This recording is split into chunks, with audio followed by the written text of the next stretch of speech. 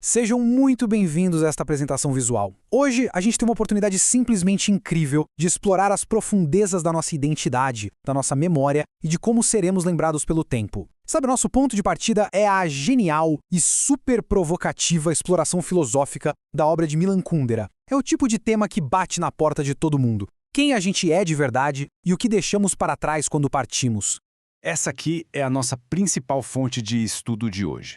E olha, o que é deslumbrante nessa nossa análise é justamente a escala da jornada. A gente vai começar observando um momento minúsculo, quase invisível do nosso dia a dia, e passo a passo a gente vai dar um zoom out para abranger a vasta e implacável história da nossa civilização. É uma transição fantástica daquela fragilidade de um instante para o peso absoluto e eterno da memória. Bom, vou mergulhar de cabeça nisso com essa citação que, sério, subverte tudo o que a gente acha que sabe sobre nós mesmos. Um gesto é mais individual do que um indivíduo. Pensa na força dessa premissa. A gente passa a vida inteira acreditando fielmente que somos seres absolutamente singulares, mas Kundera propõe que um simples movimento corporal tem uma identidade muito mais forte e original do que a própria pessoa que o executa. Dá para acreditar? Mas vamos entender direitinho de onde surge essa ideia. A cena de abertura do livro descreve uma senhora mais velha, ali na beira de uma piscina em Paris, se despedindo do professor de natação. O corpo e o rosto dela mostram que o tempo já passou, sabe? Mas, de repente, ela faz um aceno com a mão. Um aceno tão leve, tão jovial e charmoso, que carrega a essência de uma garota de 20 anos. É desse encantamento com um gesto tão rápido que nasce a personagem Agnès. Quer dizer, o corpo ali foi só um canal temporário. O gesto é o que realmente sobreviveu além do tempo, repetido ao longo de séculos.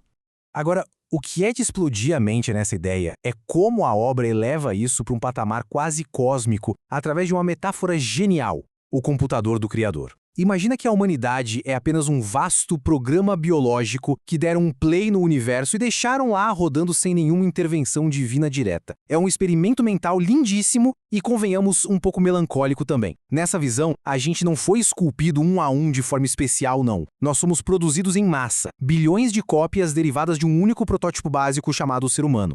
E é aí que entra uma das nossas maiores ironias. A gente se apega desesperadamente ao que chamamos de o eu. Aquela crença teimosa de que temos uma essência interna mágica, especial e única. Mas, para a lógica fria do universo, o que nos diferencia é apenas o rosto. E o rosto atua exatamente como se fosse o número de série externo de um carro recém-saído da fábrica.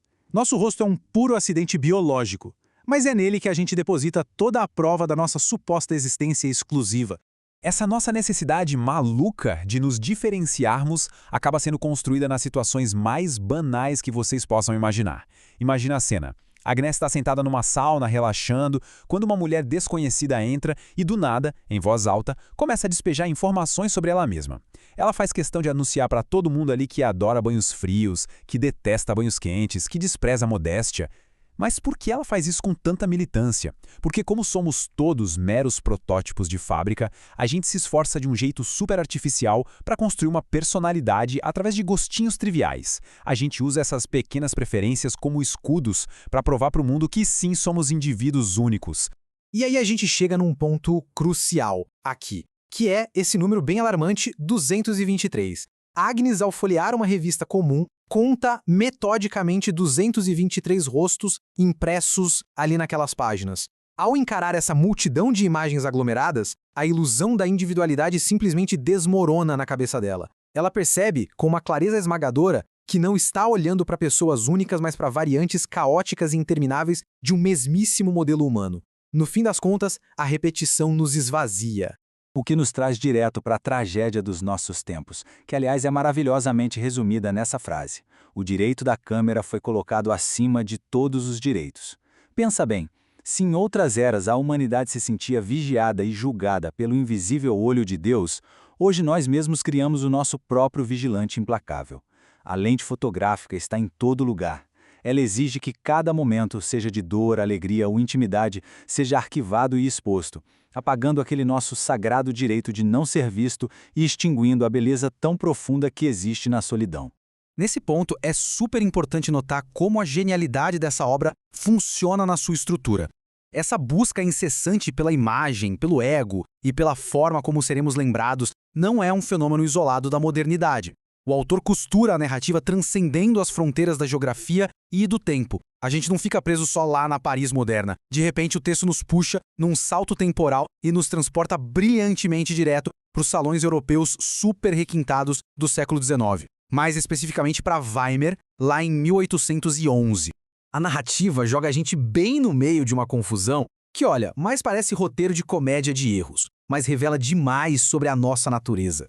A gente tem a jovem e arrogante Bettina, recém-casada, que vai visitar o grande mestre Goethe. Para tentar se mostrar super moderna e intelectualmente superior, Bettina começa a criticar na cara dura os quadros que a Christiane, esposa do Goethe, tinha acabado de elogiar. A tensão no ar vai subindo até que a Christiane perde totalmente as estribeiras e tenta bater na moça. O resultado? Os óculos preciosos da Bettina voam pelo ar e se espatifam no chão. Goethe, por fim, encerra a confusão banindo o jovem casal da sua casa. O que parece ser só uma fofoca boba de época, na verdade molda de forma permanente a maneira como essas pessoas vão ser lembradas pela história.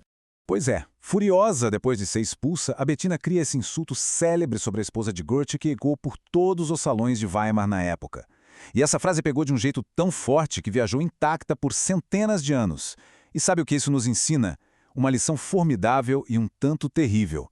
Não importam as grandes ações que alguém faça durante a vida toda, muitas vezes é um momento mesquinho, bobo e passageiro que a história decide congelar. O insulto trivial vira uma âncora permanente no tempo. Loucura, né? Então, é a partir desse episódio da confusão toda que a gente começa a entender como é que de fato sobrevivemos à morte. A primeira categoria é o que Kundera chama de pequena imortalidade. Olha, essa é a ambição humana mais sincera e reconfortante de todas. É simplesmente aquele desejo de que, quando a gente partir, o nosso rosto e a nossa voz continuem existindo lá no coração e na memória dos nossos entes queridos, daquelas pessoas que sentaram à mesa e compartilharam o pão e a vida com a gente. Já a segunda categoria exige ambições bem mais elevadas. A grande imortalidade é aquele privilégio brutal de ser lembrado por quem não faz a menor ideia de como a gente era na intimidade. É o panteão dos estadistas, dos grandes conquistadores e dos gênios criativos. Na cabeça de Goethe, essa imortalidade era perfeitamente ilustrada pela imagem de Shakespeare caminhando sozinho todo imponente, rumo ao Templo da Glória, enquanto deixava todo o resto da humanidade para trás. É a eternidade sendo garantida através da admiração de estranhos. Mas aí a gente esbarra na tragédia suprema. A imortalidade risível. É o destino sombrio de ficar registrado nos anais do tempo, não pelas suas grandes vitórias ou talentos, mas por um tropeço constrangedor, por um momento cômico que apaga e anula todo o resto da sua essência. E o grande alerta que a gente tira dessa análise é que, graças à nossa cultura obcecada pela imagem, aquela ditadura onipresente da câmera acabou multiplicando os riscos dessa imortalidade trágica a níveis que são assustadores para qualquer um de nós. Para ilustrar esse drama de um jeito inesquecível, a obra aponta para vítimas históricas notáveis.